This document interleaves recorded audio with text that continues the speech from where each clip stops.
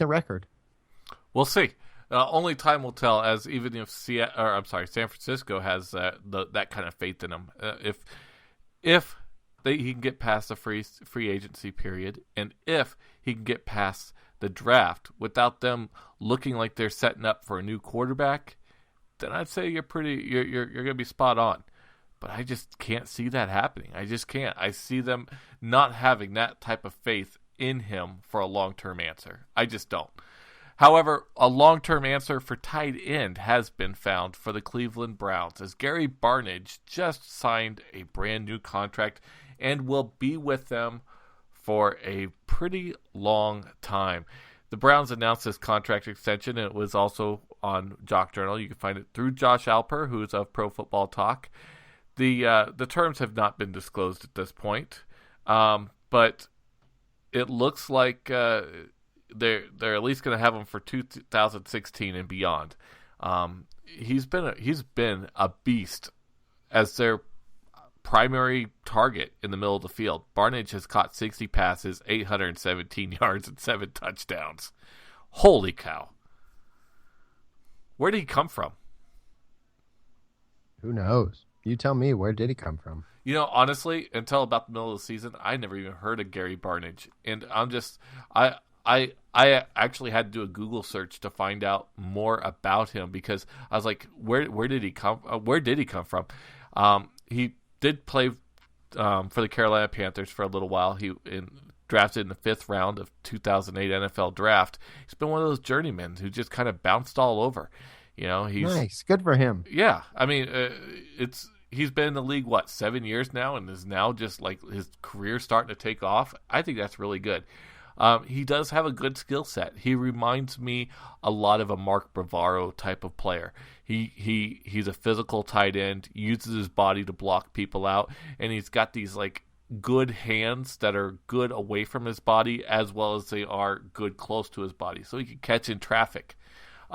However, he's just a par blocker, and he doesn't have good potential of running with the ball after he has it. He doesn't have that second speed.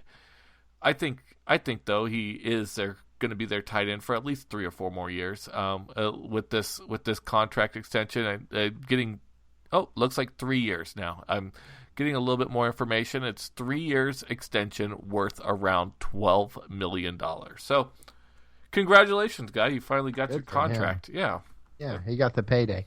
And this is, you got to feel bad for tight ends. It just goes to show you, tight ends are like 90% the scheme in the offense that they're playing in. A receiver can go to pretty much any team and get his looks if he's a decent receiver, a good receiver.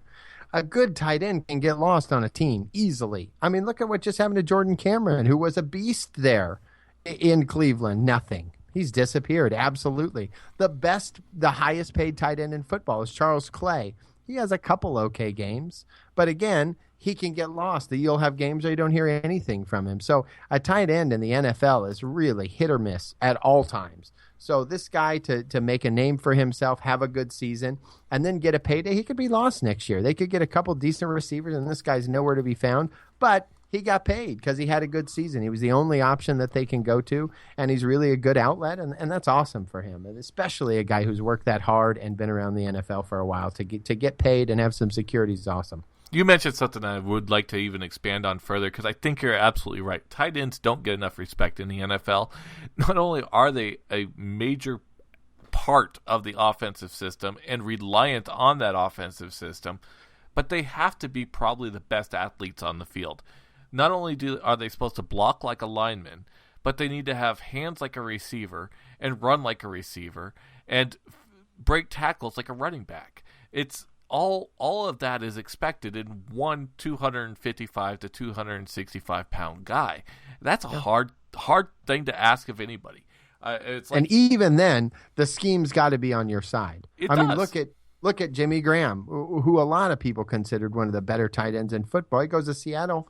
Nothing. He's got nothing because he doesn't fit the scheme that they're playing in. So if you're in the wrong scheme, you're gone. Good luck. Yeah. They don't even need you. Yeah, right. Exactly. You put a tight end on a different team, and just Gary Barnidge is a great example. He's on a bunch of different teams prior to this. Been in the league for a while. Nothing. No one even heard of him. And then he goes to a team that it fits and he works well with, and all of a sudden he shows up and he gets they're looking at him in the red zone because he's the only person that can catch on that team. And he makes a name for himself. But there's probably a lot of tight ends out there that are really good that no one's ever heard of because they don't get touchdowns or they don't get all these numbers, and that's it. You remember Julius Thomas before Peyton Manning came around? Nobody heard of him. Nothing. And now no one knew who he was. And now you don't know who he is again since he's gone over to Jacksonville. It's like he does not fit the system that they're setting up for him. And you're right. What would Rob Gronkowski be if he were on say Tennessee? He'd be forgotten. Yeah, and I think Scott Chandler. That's a good point. Scott Chandler is a great tight end and a really good athlete. And he was with Buffalo prior to this and did really good. But no one, you wouldn't really know Scott Chandler. He had a couple really good seasons, but he's a great tight end. Even now on that team, he's a decent tight end. He can catch. He's a really smart guy. But no, who cares? No one really has heard of him because it's not. Tight end just isn't one of those positions that's flashy. Well, and. Now that he's got his payday, he's not gonna. He definitely doesn't need to worry about doing things like asking Lloyd of London to insure his hands. Though J.J. Watt will be asking somebody to insure his body as he broke his left hand today in practice, but he's going to be playing. And just before we get to that fully, I want to say we also got another text from the text line, and this is a really good one, Matt. Five Guys burgers and fries, great. Just regular food. Yep. It's good. One right down the street. Yeah, Five Guys is pretty good. I don't know if you heard about this. He broke his left hand in practice. They're just going to basically put him in a club, much like the JPP type club, and have him out there playing this week. It's not a big deal. However, it is something to keep an eye on because this is a guy who, if you watched Hard Knocks, if you watched last year with his thigh bruise, this guy plays through a massive amount of injuries. It's like this guy just doesn't feel pain. And I got to applaud him on that. However, this is the kind of thing that if he does too much of, is going to shorten his career. I'd love to see J.J. Watt play for 15 years and break the NFL sack record. But if he keeps playing like this, it's just not going to happen. Yeah, I think you're right. But, again, you got to respect that. He's such a fierce competitor. I don't think you could get him off the field. He's a young guy still. Their team with where they're at now still in contention. Of course he's not going to come off the field. You can't even expect him to. No, you can't. He's You should respect that after coming from a guy like Percy Harvin who, gets breathed on and he's out. It's to be able to count on a guy even when they get hurt is a huge thing in the NFL. Will the Patriots be able to rely on Gronk as he gets back to the field? He was on the practice field today with all these people in the New England Patriots organization saying, yes. It's not sure whether or not he's going to play this weekend, but at least at this point, the other team that they're playing this week is going to have to pay attention because you have to prepare for Gronk. You have to prepare for Gronk. It just doesn't work any other way. He's one that I would worry about more than someone like J.J. Watt. Have you seen what he plays? He's got that huge thing on his arm. He's probably going to have a huge thing on his... Pretty soon, he's going to be playing in an exoskeleton. You're right. He's 26 years old. Brutal. Right? He's going to have full leg braces, full arm braces. The guy's going to have armor on out there. He's going to look like that guy for... Matt Damon from that one movie where he had that whole thing just hooked up to him. When he went to space. Looking like RoboCop or some shit like that. Yeah, it's going to be pretty ridiculous. We got the Patriots this week has dropped 2 in a row, and they're going to be playing the Texans. So we're going to have 2 banged-up players, one with a bad hand and one being Gronk, back on the field. He says he's not going to be back until he's 100%, which I don't see him playing this week. But if he does play this week, do you see them keeping him at a pitch count, 30, 40 snaps? I do, but they're never going to tell anyone that. This is classic Patriots football. Let's be honest. Even if Gronkowski were not even close to healthy, would they trot him out onto the field in a practice or two to say that he could play this weekend just so the other team has to think that Gronkowski might play? Of course. That's Patriots football number 1. They might even have him active for the game and in on some plays just because then you got to have a guy on him. Even if he has no chance of catching the ball, you got to have a guy on him and then throw the ball somewhere else. They need someone to take up defender. So if you can get Gronk, if you can prop him up as best as you can and get him out there, that seems to me like something Belichick would do. Yeah, he would make a perfect decoy. Arians did the same thing earlier this year when John Brown was not feeling good with a hamstring. Had him in there for like 22 plays, and the guy literally didn't even run down the field. He just stood there, and that just meant that somebody had to not go down and cover. Eventually, after he did it like 3 or 4 times, they ended up putting like a 4th-string cornerback on him and letting everybody else go out, and they realized that it was becoming ineffective and took him out of the game for the rest of the game. But that's the kind of thing that you're right. Good old Belichick, he'll find any way possible to toy with the opponent's mind at all costs. And I think Javier is going to be calling us here in a second. So let's go ahead and bring him on. Javier, what the heck just happened out there on the Minnesota Vikings Arizona Cardinals game? A big old touchdown by David Johnson of the Arizona Cardinals. He just plowed it in, ran right up the edge of the sideline and hit the pylon. I think it's going to stand up as a touchdown. Yeah, that looked good to me. Only thing I worry about is that right leg possibly being down on the sideline before you hit the pylon. You see what I'm talking about in that slow motion replay? Yep. It'll be interesting to see if they challenge it, but I'm not quite sure if they will.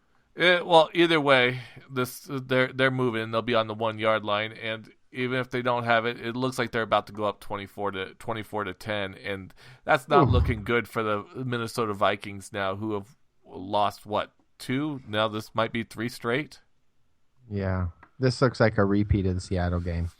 Oh, Javier, keep us posted. Let us know what's going on. Thank you, sir. All right, guys. Bye. And so. This. You know what this Cardinals team reminds me of? I'll jump in here real fast. Do you remember and I think everyone does, and this is one of my most hated teams of all time, the 90s Lakers. Kobe Bryant, Shaq, Rick Fox, Robert Horry. And I hated them so bad because I'm from the Northwest. I'm a Portland Trailblazers fan. That was just the worst. Up 15 points in Game 7. Of not the finals, but to go to the final and just watching them drop it. And this is what reminded me of them. That team got better in the 4th quarter. It was like people were winded and they weren't even close to winded. They were meditating on the sideline, getting energy somehow. And Phil Jackson literally probably had energy crystals under the seats because they would get better in the 4th quarter and destroy people. It's like they would get a resurgent. And this Arizona team has had quite a few games this year where you're hanging with them in the first half, and then the second half comes and they're just continuing. I mean, it's like they just started the game. They're coming out playing just the same way they were and getting better as the game goes on. That's why this team is so dangerous. Yes, they do very much bring 4 quarters of football. And the whole team has become mentally tough as well under Bruce Arians. It's, football is not only a thing about being physically tough and knowing your X's and O's, knowing how to set up and everything, but it's also that that mental toughness of being able to play long until the whistle is literally blown. Even if you're 25 yards away from where the ball is and the guy looks like he's going to get tackled, continue running at full speed, because if you don't, you might miss an opportunity because that guy might break a tackle and all of a sudden the ball might be on the ground and you might be the one picking it up if you're playing full out. And that's what that team is beginning to do. They're starting to create their own chances. It's pretty magical what's going on inside of Arizona right now. And it looks like the touchdown did not count, and they're going ahead and trying to pounce it in from the 1-yard line. On the first down, pass to Michael Floyd. Let's go. They weren't able to put it in, and it is time for us to go to break. So let's go to break. We'll have a update from Javier when we come back, and we'll look forward to talking more about what's going on with Shock the Jock. And on top of that, we will be talking about Donald Trump when we return. Catch you soon. Finally, can we take a moment and stop listening to these idiots long enough to get the Cars for Kids jungle stuck in my head?